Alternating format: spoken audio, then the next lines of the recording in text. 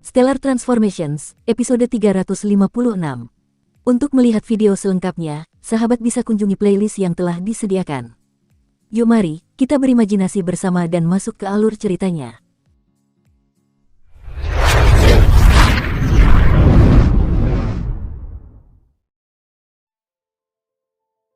Ekspresi singa berjanggut tinta bermata enam itu sedikit berubah canggung.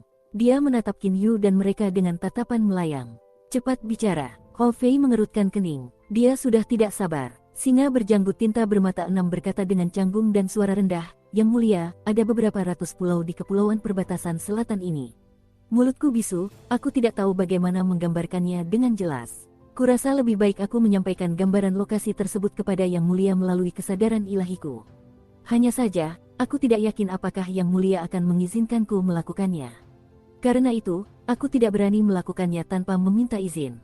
Biasanya, seseorang hanya akan mentransmisikan sesuatu secara langsung menggunakan kesadaran ilahi ke pikiran orang lain, jika ia memiliki hubungan yang intim dengan orang lain atau lebih kuat dari orang lain tersebut. Selain itu adalah perilaku yang sangat tidak sopan." Qin Yu tersenyum. Singa berjanggut tinta bermata enam ini sepertinya ketakutan setengah mati oleh Fei Fei.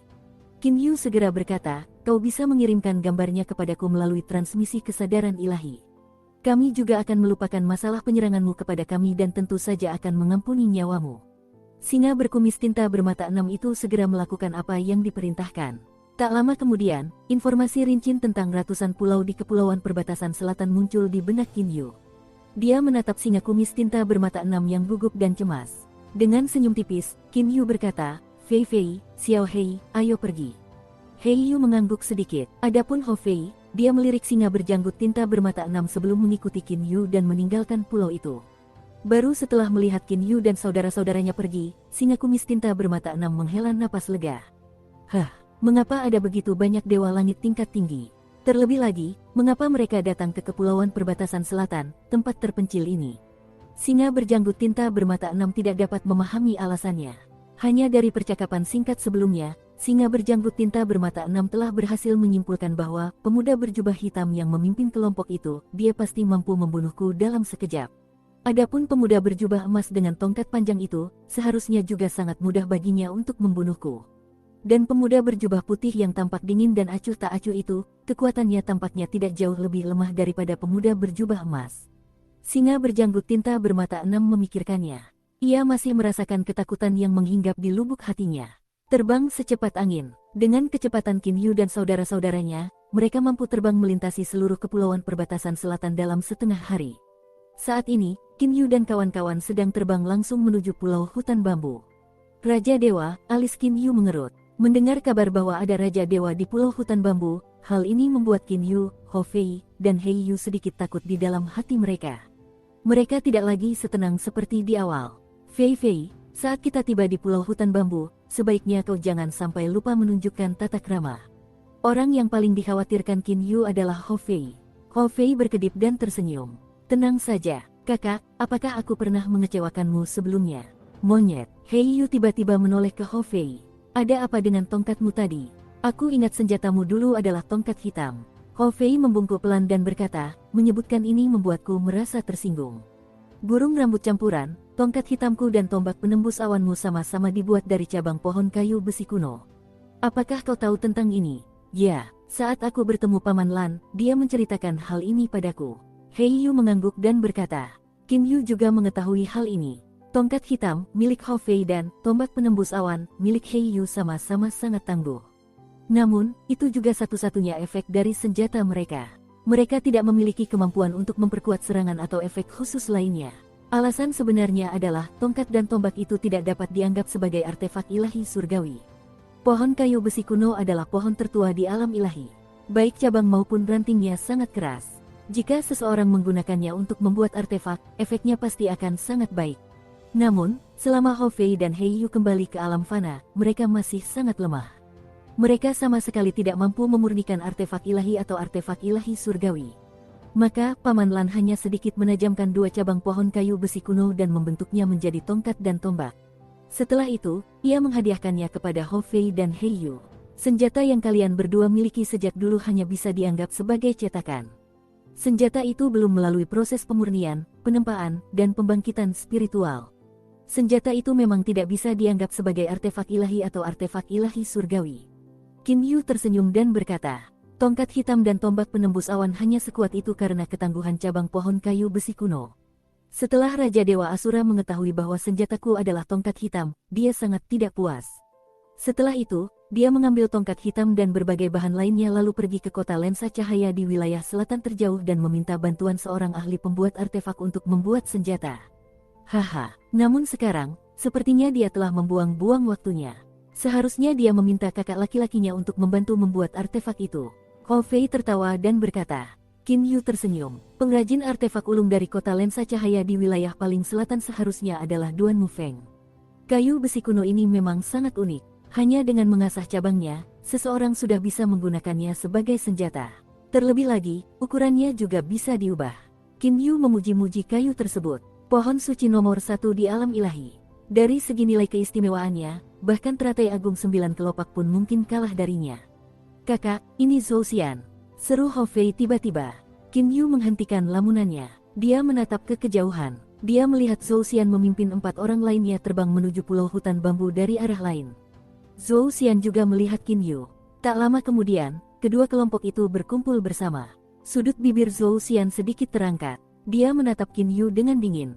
Oh, ini kakak Qin Yu. Kakak Qin Yu, kepulauan perbatasan selatan ini adalah tempat yang sangat terpencil. Bagaimana mungkin kakak Qin Yu juga datang ke tempat ini? Tentu saja ini untuk cermin roh ilusi. Qin Yu menatap lurus ke arah Zhou Xian. Otot mata Zhou Xian sedikit bergetar. Dia mendengus pelan. Karena kita berdua di sini untuk cermin roh ilusi, mari kita lihat siapa di antara kita yang akan mendapatkannya. Ayo pergi, Zhou Xian berteriak pelan. Kemudian dia terbang menuju pulau hutan bambu dengan keempat pelayannya mengikuti di belakangnya. Kakak, Hou Fei melihat Zhou Xian pergi lebih dulu dan tak kuasa menahan rasa khawatir. Ia segera berteriak memanggil Qin Yu. Namun Hei Yu berkata, monyet, jangan khawatir. Penguasa pulau hutan bambu adalah Raja Dewa. Mendapatkan perintah dari Raja Dewa bukanlah sesuatu yang bisa dicapai dengan sukses dalam waktu singkat. Apa yang dikatakan Xiao Hei benar. Qin Yu menatap kelompok Zhou Xian yang berlima di kejauhan. Aku sudah berhasil merasakan aura Duan Muyu. Dia berada di pulau hutan bambu. Sepertinya kita adalah kelompok terakhir yang tiba. Energi spasial Qin Yi telah meliputi wilayah seluas beberapa ratus mil. Hampir setengah dari seluruh pulau hutan bambu sudah berada dalam jangkauan pengamatan Qin Yu. Dalam sekejap, Qin Yu dan saudara-saudaranya juga berubah menjadi 3 pancaran cahaya dan langsung melesat menuju pulau hutan bambu. Qin Yu dan saudara-saudaranya sangat tertib. Begitu mereka mencapai tepi pulau hutan bambu, mereka segera mulai turun. Pulau hutan bambu sangat sunyi. Di tepi pulau hutan bambu terdapat pepohonan tinggi dengan daun-daun seperti jarum. Setelah deretan pepohonan tinggi dan ramping yang tingginya lebih dari 100 meter ini, terbentang lautan bambu yang tak terbatas. Sebagian besar wilayah pulau hutan bambu dipenuhi dengan bambu. Angin laut berhembus. Pepohonan mulai mengeluarkan suara gemerisik. Fei Fei, jangan masuk dulu. Qin Yu berdiri di tepi lautan bambu dan menghentikan Hou Fei yang hendak melangkah masuk. Hou Fei menatap Qin Yu dengan bingung. Hei Yu juga menunjukkan ekspresi bingung. Tatapan Qin Yu tertuju ke lautan bambu yang tak terbatas. Di seluruh alam ilahi, mungkin ada cukup banyak orang yang dapat menentukan bahwa lautan bambu ini adalah susunan formasi yang sangat besar. Namun, jumlah orang yang dapat mengatakan bahwa lautan bambu ini sebenarnya adalah harta spiritual kabut agung spasial sangatlah sedikit.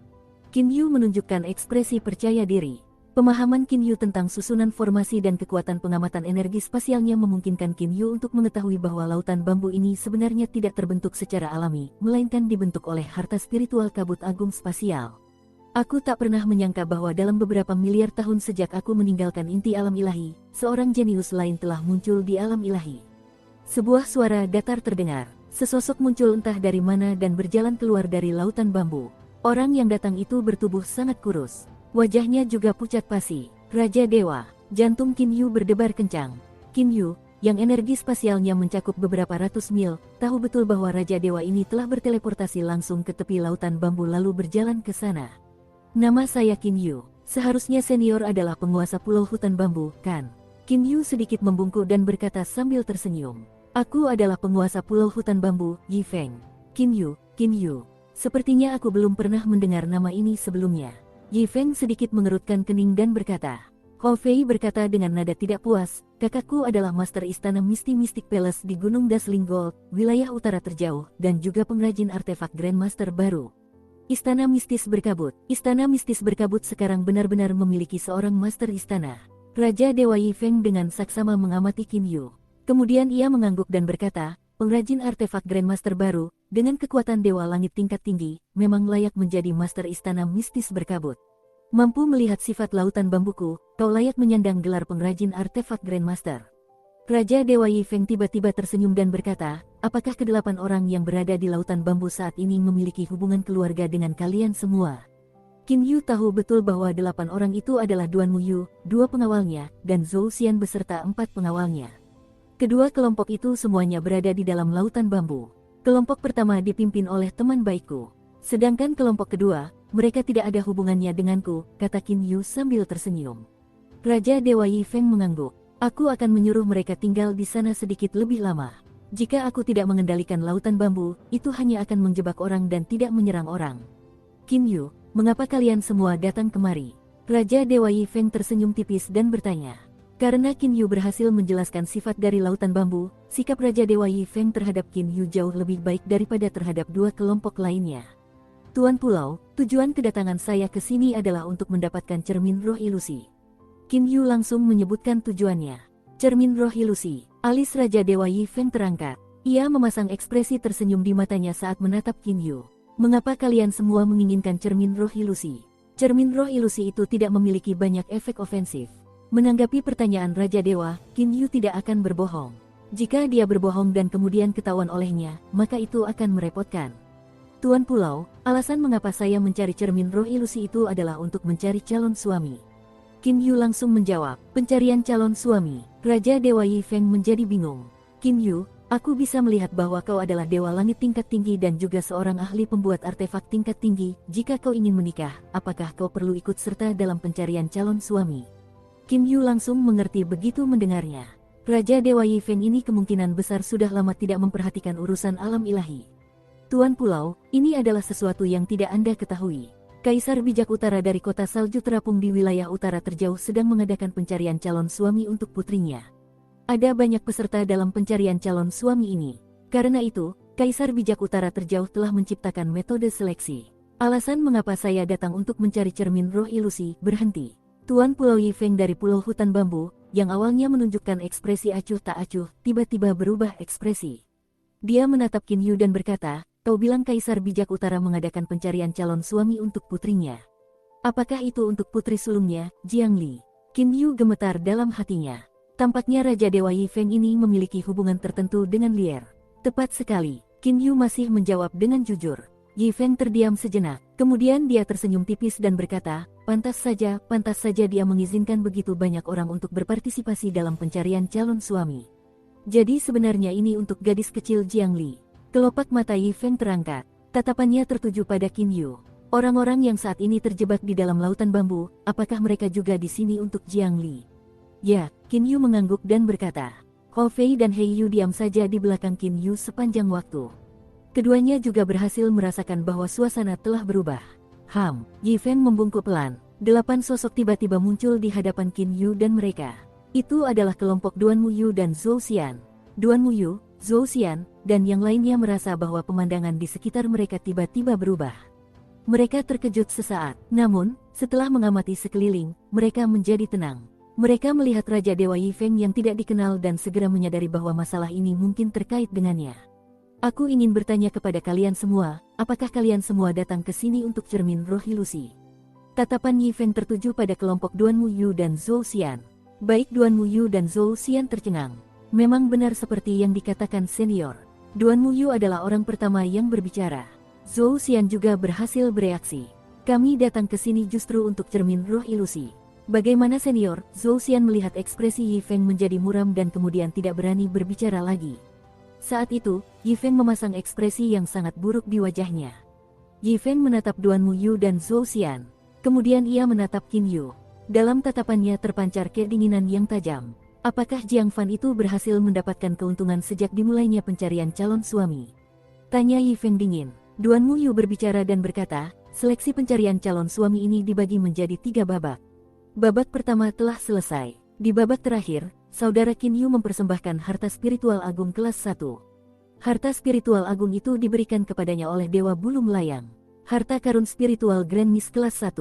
Yi Feng juga melirik Qin Yu dengan terkejut. Kemudian dia bergumam dengan suara rendah, Jiang Fan itu berhasil mendapatkan harta spiritual Grand Mist kelas 1 menggunakan putrinya dan bahkan tidak merasa tangannya terbakar setelah mengambilnya.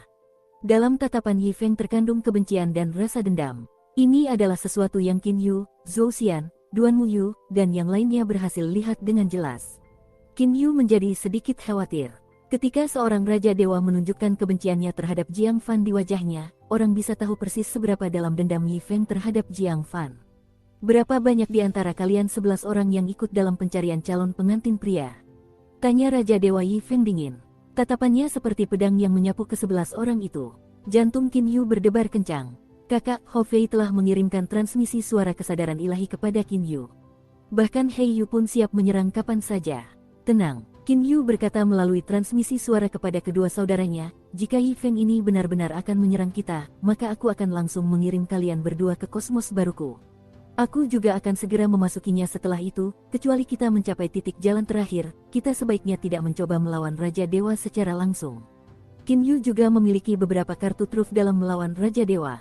Variasi klon teratai megah yang dianggap memiliki tubuh abadi, tombak ilahi salju menurun miliknya yang memiliki kekuatan serangan yang bahkan lebih menakutkan daripada harta spiritual Grand Mist kelas 1, kemampuannya untuk berteleportasi, dan energi spasial yang berasal dari kosmos barunya.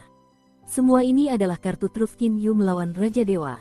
Karena Qin Yu memiliki kartu truf melawan Raja Dewa, dia tidak takut. Zhou Xian, di sisi lain, saat ini sedang kehilangan akal sehatnya. Dia juga dapat merasakan kebencian dan permusuhan yang dipancarkan oleh Raja Dewa di hadapannya.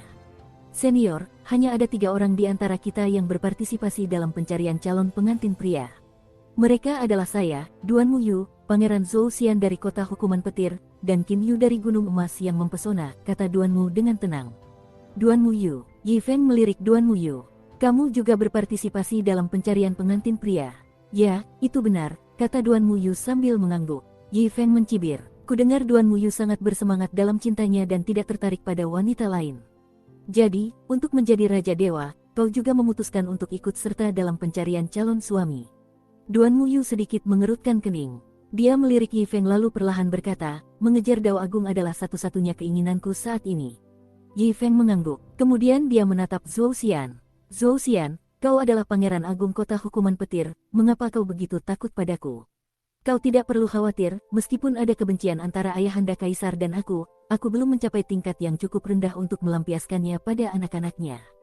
Pikiran Qin Yu tergerak. Yi Feng ini tidak hanya menyimpan kebencian terhadap Jiang Fan, tetapi sebenarnya juga menyimpan kebencian terhadap Kaisar Bijak Barat Laut Zhou Huo. Haha, Yi Feng tiba-tiba tertawa terbahak-bahak. Tatapannya menyapu Qin Yu dan mereka. Bukankah kalian semua ingin menemukan cermin roh ilusi? Tentu, aku akan memberitahu kalian di mana letaknya. Cermin itu berada di sebuah rumah besar yang terletak di dasar laut yang mengelilingi pulau hutan bambu. Jika kalian semua memiliki kemampuan, silakan cari. Qin Yu, Zhou Xian, dan Duan Muyu sangat terkejut karena Yi Feng tidak menyerang mereka, melainkan memberitahu mereka tentang lokasi cermin roh ilusi. Pencarian calon suami, gadis kecil Jiang Li itu ternyata juga akan menikah. Yi Feng berkata dengan suara rendah lalu menghilang di depan mata semua orang. Barulah ketika Yi Feng menghilang, ke-11 orang yang hadir menghela napas lega. Yang mulia, dapatkah kita mempercayai perkataan Tuan Pulau Hutan Bambu ini? Tanya seorang pelayan di belakang Zhou Xian dengan suara rendah. Zhou Xian mencibir dan berkata, Tuan Pulau Hutan Bambu ini adalah Raja Dewa, jika dia ingin melakukan sesuatu kepada kita, dia pasti sudah melakukannya. Sama sekali tidak perlu baginya untuk repot-repot merencanakan sesuatu melawan kita. Ayo, kita pergi ke dasar laut. Zhou Xian dan kelompoknya yang terdiri dari 5 orang sama sekali mengabaikan kelompok Qin Yu dan Duan Muyu dan langsung menyerbu ke laut. Saudara Qin Yu, ayo kita turun juga. Duan Muyu berjalan menghampiri Qin Yu dan berkata sambil tersenyum. Qin Yu mengangguk. Kedua kelompok itu, yang berjumlah 6 orang, juga bergegas menuju dasar laut. Laut selatan di alam ilahi sangatlah dalam. Laut di wilayah kepulauan perbatasan selatan memiliki kedalaman puluhan ribu mil. Kelompok Qin Yu dan Duan Muyu terus-menerus bergegas menuju dasar laut. Saudara Qin Yu, apakah kau tahu siapa nama penguasa pulau hutan bambu itu? Tanya Duan Muyu. Qin Yu ingat bahwa ketika dua kelompok Duan Muyu dan Zhou Xian tiba, Yi Feng tidak menyebutkan namanya kepada mereka. Tuan Pulau Hutan Bambu itu bernama Yi Feng. Kakak Duanmu, apakah kau mengenalnya? Tanya Qin Yu. Yi Feng. Duan Muyu menunjukkan ekspresi sangat terkejut. Dia Yi Feng, pengikut Raja Dewa Kehidupan dari masa lalu. Tuan muda yang anggun dan tampan, Raja Dewa yang percaya diri dan luar biasa, Yi Feng. Pengikut Raja Dewa Kehidupan. Qin Yu mampu menebak beberapa hal dalam hatinya. Duan Muyu menunjukkan ekspresi yang sangat tidak percaya. Yi Feng yang dulu sangat anggun dan berbakat kini telah mencapai keadaan yang begitu menyedihkan. Ia bahkan telah mengubah penampilannya, pantas saja, tidak heran ia menyimpan begitu banyak kebencian terhadap beberapa kaisar bijak yang agung. Saudara Duanmu, apa sebenarnya penyebab kematian Raja Dewa Kehidupan? Apakah kau mengetahuinya? Tanya Qin Yu. Bahkan Paman Lan pun sangat bungkam mengenai masalah ini. Karena itu, Qin Yu bingung sepanjang waktu. Duan Muyu menggelengkan kepalanya dan menghela napas. Saudara Qin Yu, kematian Raja Dewa Kehidupan dapat dianggap disebabkan oleh 8 kaisar bijak agung dan beberapa raja dewa lainnya. Adapun alasannya, tidak perlu disebutkan. Duan Muyu tersenyum pahit. Qin Yu mengerutkan kening. Raja Dewa Kehidupan, 8 keluarga ilahi agung, Yi Feng itu sebenarnya adalah pengikut Raja Dewa Kehidupan. Kita sudah sampai di dasar laut, kata Duan Muyu. Saudara Qin Yu, mari kita berpisah di sini. Dasar laut sangat luas, mari kita berpisah dan mencari cermin roh ilusi sendiri-sendiri. Qin Yu pun tersadar dari lamunannya. Baiklah, kita berpisah di sini. Qin Yu memiliki hubungan yang sangat baik dengan Duan Muyu. Jika mereka mencari cermin roh ilusi bersama dan menemukannya, bagaimana mereka akan memutuskan siapa yang akan mendapatkannya? Setelah melihat Duan Muyu dan kedua pengawalnya pergi, Qin Yu, Hou Fei, dan Hei Yu memulai pencarian mereka. Memang jauh lebih sulit untuk menyebarkan kesadaran ilahi seseorang di dasar laut. Hou Fei menghela napas pasrah. Kesadaran ilahi, di udara, dewa tingkat rendah sama sekali tidak dapat menyebarkannya keluar dari tubuh mereka. Sedangkan untuk dewa tingkat menengah, mereka mampu menyebarkannya sekitar 10 meter dari tubuh mereka. Dewa tingkat tinggi hanya mampu menyebarkan kesadaran ilahi mereka sekitar 100 meter dari tubuh mereka. Dewa surgawi tingkat rendah mampu menyebarkannya sekitar 1000 meter dari tubuh mereka. Dewa surgawi tingkat menengah mampu menyebarkannya beberapa puluh kilometer. Untuk dewa surgawi tingkat tinggi, mereka mampu menyebarkan kesadaran ilahi mereka hingga jangkauan lebih dari 1000 kilometer. Namun, ketika berhadapan dengan materi padat seperti benda padat dan cair, kemampuan penetrasi kesadaran ilahi akan menurun dengan cepat. Seseorang hanya akan mampu menyebarkan kesadaran ilahinya sejauh sekitar 1 meter ke dalam benda padat atau cair setelah mencapai tahap dewa langit tingkat rendah. Bahkan dewa langit tingkat tinggi pun hanya mampu menyebarkannya sekitar 100 meter. Jarak 100 meter, lebih mudah menggunakan mata untuk mencari, gumam Hou Fei. Fei Fei, Xiao Hei, kalian berdua hanya perlu mengikutiku. Qin Yu tersenyum dan berkata, saat ini ia sedang dalam suasana hati yang sangat gembira. Cermin roh ilusi ini tersembunyi di dasar laut. Sepertinya cermin ini akan berakhir di tanganku sekarang. Energi spasial Qin Yu mampu mencakup jangkauan beberapa ratus mil. Kekuatan pengamatan energi spasialnya tidak terhalang oleh komposisi material. Dasar laut berjarak puluhan ribu mil dari permukaan laut. Selain itu, air laut di alam ilahi sangat pekat. Tekanan air pada jarak puluhan ribu mil dari dasar laut sangatlah menakutkan. Qin Yu dan saudara-saudaranya dengan cepat menjelajahi dasar laut. Energi spasial Qin Yu mampu dengan cepat memeriksa area seluas beberapa ratus mil di sekitarnya. Adapun kelompok Duan Muyu dan Zhou Xian, mereka menggunakan mata dan kesadaran ilahi mereka untuk mengamati dengan cermat area kecil yang dapat mereka amati. Kecepatan mereka sama sekali tidak dapat dibandingkan dengan Qin Yu. Rumah besar, tadi Yi Feng menyebutkan bahwa cermin roh ilusi terletak di sebuah rumah besar. Qin Yu terus mencari tanpa henti. Ketemu. Namun, ketika Qin Yu menemukannya, dia terkejut mendapati Zhou Xian dan yang lainnya sudah berada di luar gerbang rumah besar itu. Mengingat Zhou Xian menemukannya sebelum Qin Yu dengan kecepatan pencariannya, bisa dikatakan dia memiliki keberuntungan yang jauh lebih baik daripada Qin Yu. Yang mulia, kami sama sekali tidak bisa membuka gerbang masuk ini. Apa yang harus kami lakukan sekarang?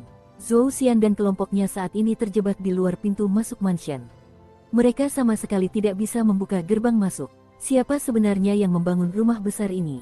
Zhou Xian mulai mengerutkan kening. Itu hanyalah sebuah gerbang tunggal, namun dia, seorang dewa langit tingkat tinggi, dan keempat bawahannya, yang juga dewa langit tingkat tinggi, tidak mampu mendorongnya hingga terbuka bahkan ketika mereka mendorongnya bersama-sama.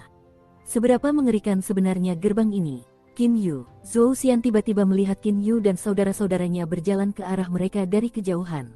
Ia mengumpat dalam hati, Qin Yu ini, dia benar-benar bajingan yang menyebalkan. Terlebih lagi, siapapun yang membangun rumah besar ini juga bajingan. Jika gerbangnya lebih mudah dibuka, mungkin aku sudah mendapatkan cermin roh ilusi. Zhou Xian, Qin Yu, Hou Fei, dan He Yu telah tiba di pintu masuk mansion. Sungguh aneh jika sebuah rumah mewah berada di dasar laut selatan, puji Qin Yu. Namun, pandangannya sudah tertuju pada rumah mewah itu. Qin Yu telah mengamati mansion itu dengan energi spasialnya dalam sekejap mata. Rumah besar di dasar laut tanpa nama ini memiliki ketinggian beberapa ribu kaki. Vegetasi bawah air tumbuh di seluruh permukaan dinding rumah besar tersebut. Rumah besar di dasar laut ini tampaknya telah berada di sini selama periode waktu yang sangat lama. Tidak ada celah sama sekali. Selain gerbang utama, sepertinya tidak ada tempat lain yang bisa digunakan untuk memasuki mansion. Qin Yu menatap Zhou Xian dan anak buahnya. Zhou Xian ini berada di luar gerbang sepanjang waktu. Tampaknya gerbang utama juga sangat sulit dibuka. Tumbuhan bawah air berwarna hijau tua tumbuh di seluruh gerbang utama. Qin Yu segera bergerak dan berjalan ke depan gerbang utama. Qin Yu, jangan sia-siakan kekuatanmu. Kau tidak bisa membukanya. Zhou Xian mencibir dari samping. Namun, Qin Yu tiba-tiba mengayunkan tangannya. Beberapa pancaran aliran air yang tajam dipahat di gerbang masuk. Huan, suara nyaring bergema. Tumbuhan hijau tua di gerbang mulai terpisah dari gerbang. Yang muncul adalah sebuah cermin yang megah. Pintu masuk utama rumah besar ini, setelah lapisan tumbuhan hijau tua di permukaannya terkelupas, ternyata adalah sebuah cermin yang sangat besar. Melalui cermin itu, orang bisa melihat dengan jelas pantulan Qin Yu, Zhou Xian, dan mereka. Cermin, mata Zhou Xian berbinar. Pada saat yang sama, ia memasuki keadaan panik. Dengan kecepatan kilat, ia hendak bergegas untuk memecahkan cermin itu. Namun, Qin Yu hanya berdiri di sana dan dengan tenang menyaksikan pemandangan di hadapannya.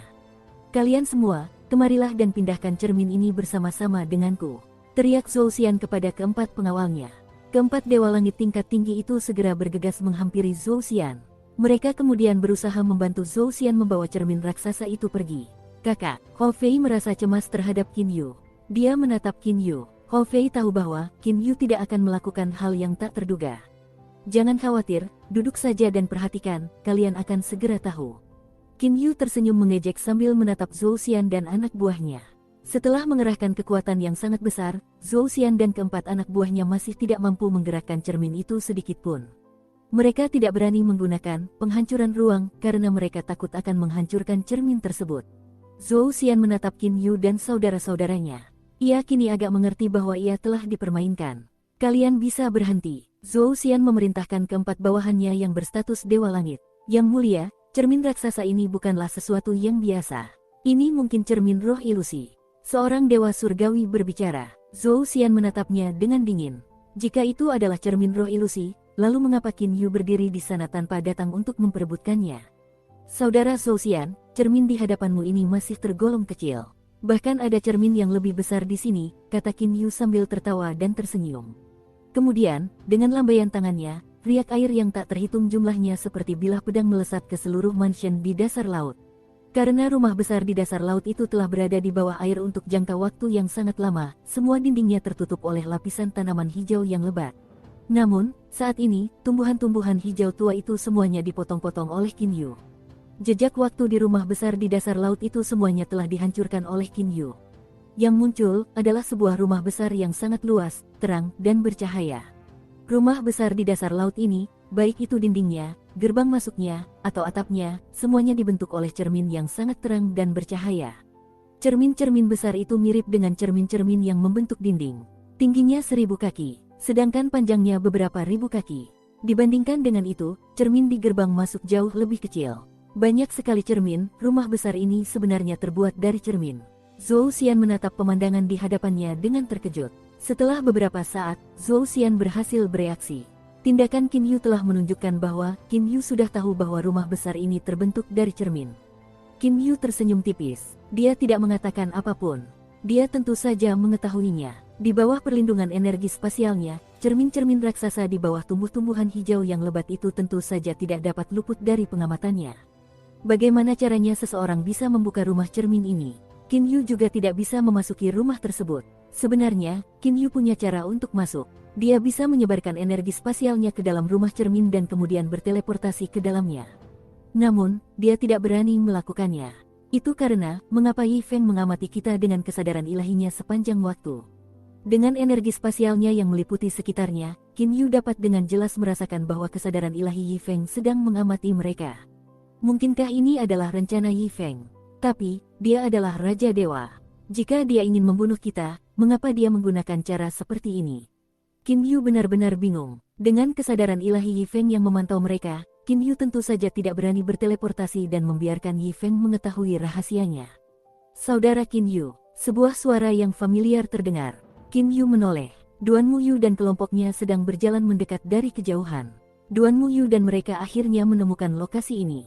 Rumah besar ini benar-benar unik. Duan Muyu tersenyum sambil memandang rumah besar yang seluruhnya terbuat dari cermin. Tepat pada saat ini, gemuruh gelombang terdengar suara gempa bumi yang dahsyat. Cermin besar yang membentuk gerbang masuk itu perlahan-lahan bergeser ke samping dengan sendirinya. Sebuah lorong yang sangat luas dan lebar pun terungkap. Qin Yu terkejut. Tepat setelah kami bertiga tiba di sini, gerbang masuk itu malah terbuka sendiri. Qin Yu menjadi semakin terkejut.